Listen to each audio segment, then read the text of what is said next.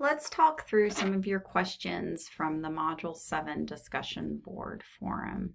One set of questions focused on outside writing opportunities. And if there's other things than chalk, clipboard and paper, and writing utensils for outside.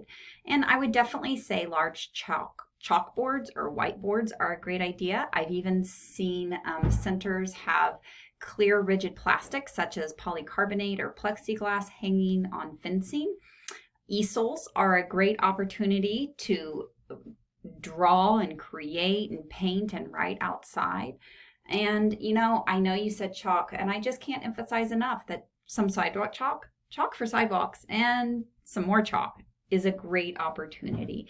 It's easy to keep this simple, and it's okay to keep it simple as well. There are some really cool ideas regarding storage of outdoor writing utensils and bags and materials, as well as different types of easels that you could actually make yourself, such as this one here made out of a pallet. There were several questions regarding science in classrooms, and specifically a science center. And in getting started with science in your classrooms or reflecting on your current science opportunities, I would ask you to think of two things. One, remember what the foundation of science is and why or how this is nurtured in early childhood. Science is taught not just to understand science, but most importantly, in these foundational years of learning, it is the process of scientific thought and inquiry that is so important. So in early childhood, the foundation of science should be nurturing, using our senses to observe, asking questions, hypothesizing, testing our ideas and seeking answers to questions, and collecting and recording data. And if we keep that as our focus, we will find that we are more powerful and intentional in our science centers, not just entertaining. So, for example, I would like us to look at Alan's Pinterest page at our Science Center at some of these pins. And I'm not actually going to open up any of the pins. I just want to show you that they're there and talk through them just a bit. You'll notice in the upper left-hand corner the apples in jars. And it actually says a higher grade than I think what it would have to be. But, it's experimenting. What's going to happen to these apples and the different solutions? It's hypothesizing. What will sink and what will float? It is observing plants and light. It's trying to work together to move a car through a maze by tilting. Physics. Or building a marble run that goes up and down that you don't have to touch the marble. How far will the marble travel? What rolls faster? How does sound travel? Note with many of these ideas, it's a question posed to the children to explore. So your science center could be an entire area. Or your science center might be a tray or two with a focus. Or maybe it's a table where you set out an experiment for the day or for the week. Remember, repetition is important in preschool and in early elementary and infants and toddlers even. Remember that you do not need to overwhelm children. It is not about the product at the end. It is about the process of the learning and the inquiry, the studying and the writing. So if you would like some ideas, look here on this Pinterest page to get started. I do not overwhelm you. I keep it pretty simple. If you're trying to think of ideas and themes and content, I would encourage you to think about one, the natural settings and what's happening in the world around the children. That's why weather and seasons and food is so easy and readily used in preschool and early elementary classrooms. Also think about the play. What is the science that children encounter in their play? That goes up here through the funnel experiences, the water, the rolling faster, the sinking and the floating. Those are science learning that children will naturally encounter in their activities. When you think about making audiobooks, that was another question. I've actually never done it, but I think it's an amazing idea and super doable. So I found you 2 resources. I will post this PowerPoint in the announcement along with this video. These are amazing. These are perfect. One uses a smartphone, the other one uses a computer. So 2 different, you've got a YouTube instructions and then you've got written instructions. The other option is if you live in Kansas, and probably any of us in any state, we need to Google our state library. Here is the link to Kansas, and look at their digital books that they offer. They offer them for free. All you need to do is sign up for a library card. This segues well into the idea of technology in the classroom.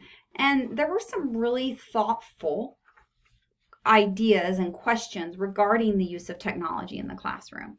It is a hot topic and there are extreme opinions on it. And I would say that overwhelmingly, I professionally do not approve of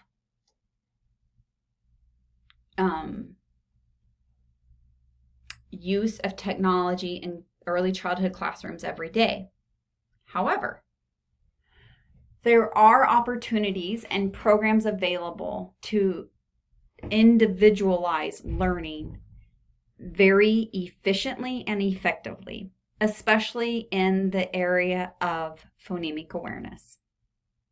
There are apps you can use, but there are even better than freebies are paid curriculum programs that assess what a child's understanding is and then teach from that point. And it also teaches in short tidbits. Khan Academy is free. Khan Academy is really building a strong curriculum program. And so there are resources there you could use. I would encourage you to always think about how much technology the children are using outside of the classroom. And if you can get families to engage in that use of technology, of specific apps and programs in lieu of what they may be finding and using with the children, that is a smart 2 birds, 1 stone type of decision making to do. If you can teach playfully or more efficiently,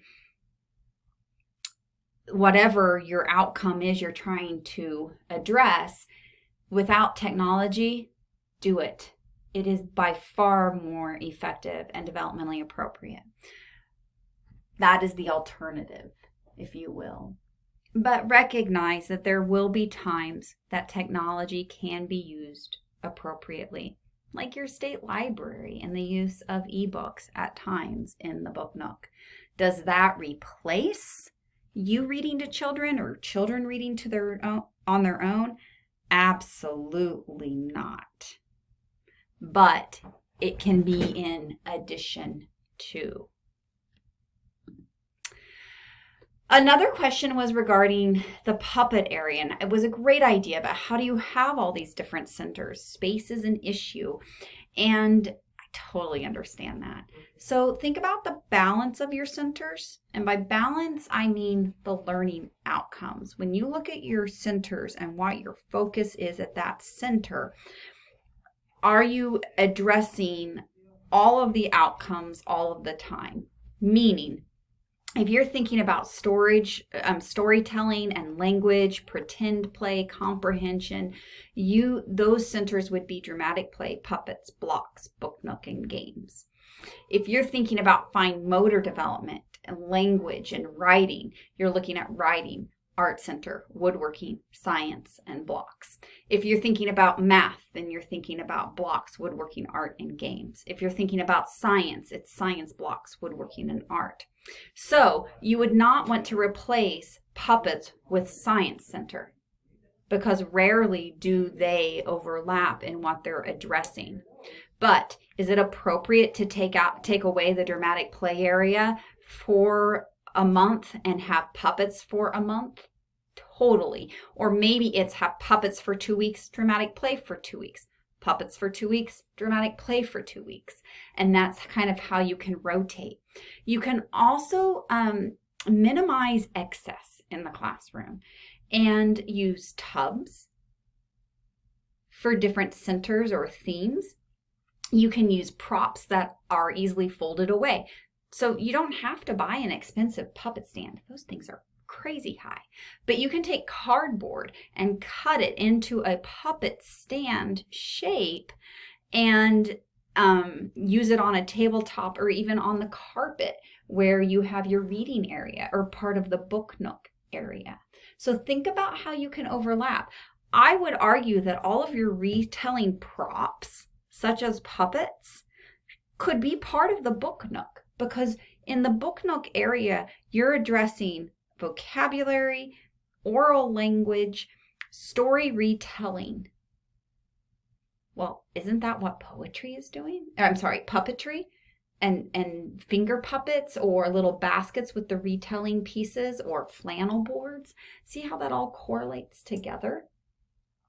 When you think about woodworking, you might have woodworking instead of the block area. Gross motor, fine motor, planning, measuring, physics, that's all together. Or you might have woodworking for 2 weeks, art for 2 weeks, woodworking for 2 weeks, art for 2 weeks.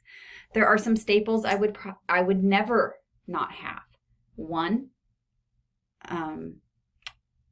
a writing center. 2, games. 3, book nook. I would always have those, no matter what. Those would always be present in the classroom. And that's because of what they're teaching and that opportunity that just needs to be there all the time. This jumps then into this idea of journals. Journals are kind of tough. And again, on our Pinterest page, and I'll go to it real quick here in a minute, I have identified some journal resources.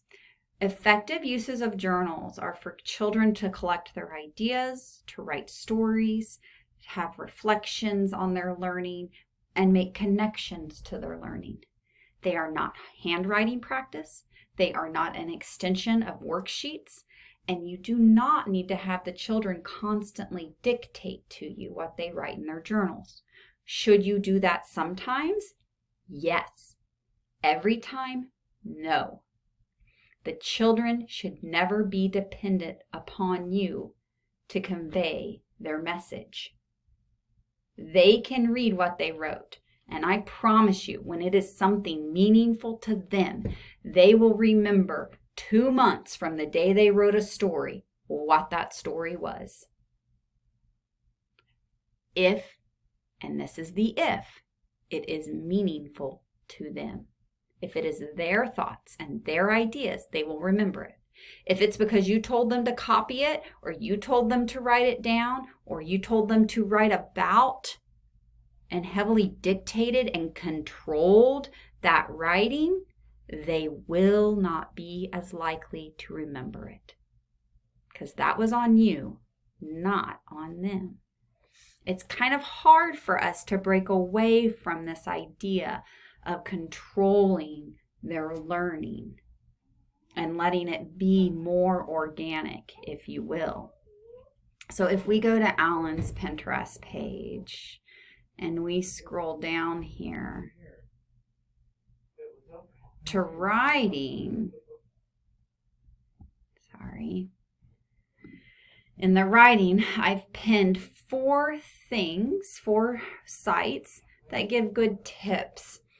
You can definitely tell children and give them ideas sometimes of what you want them to record on. But you want it to be balanced, just like we've talked previously. Balanced in opportunity.